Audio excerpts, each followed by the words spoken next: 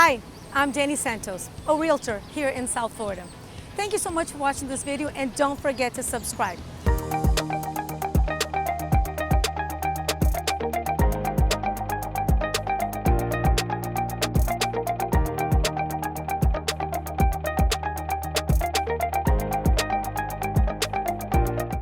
Today we're going to be talking about the differences between inspection and appraisal.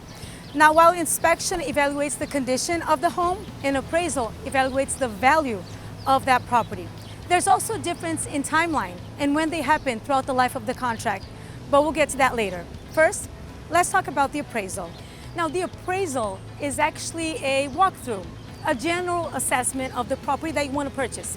It is done by an appraiser that is going to gather information of properties that were sold nearby of the location that you're trying to purchase yours. So he can give you a good idea of how much the property is worth.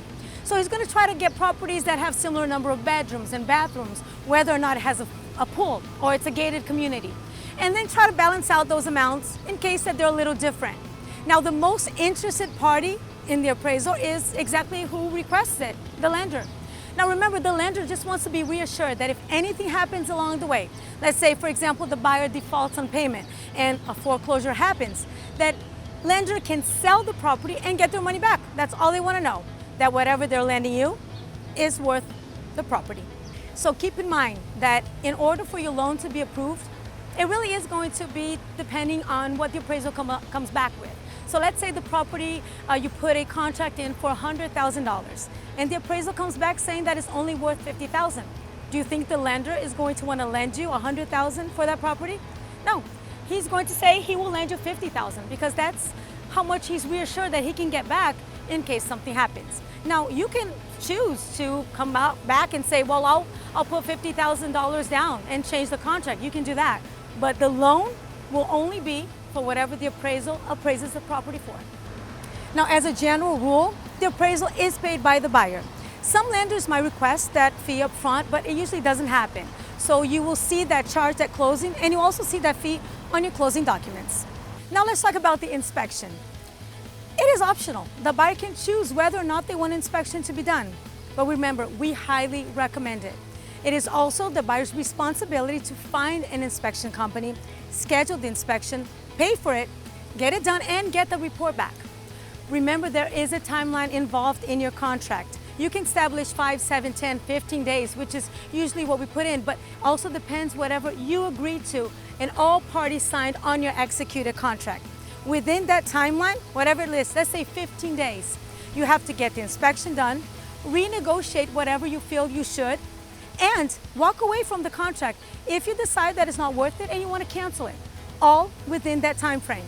So keep that date in mind. Don't skip it, or else you lose the opportunity to walk away. Again, we highly recommend you get an inspection done for many of these reasons we talk about, but also it gives you a little bit of time to walk away if you decide that's not the property for you. You have the right to do it. Whatever time is in there, you have the right to do it.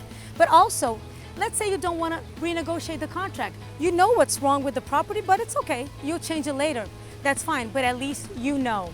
It's more important to know up front so you make good decisions. Now let's talk about the timeline.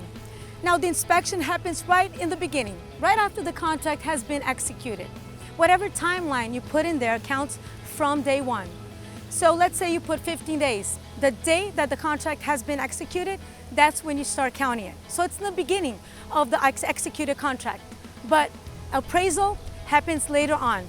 They're both really important. So make sure you get all the information on them as much as possible. We just gave you guys here a broad idea and the differences between them. Now, if you have any further questions or you're looking for a property to rent, to purchase, or even as an investor, make sure you contact us. I'm going to leave my number here for you.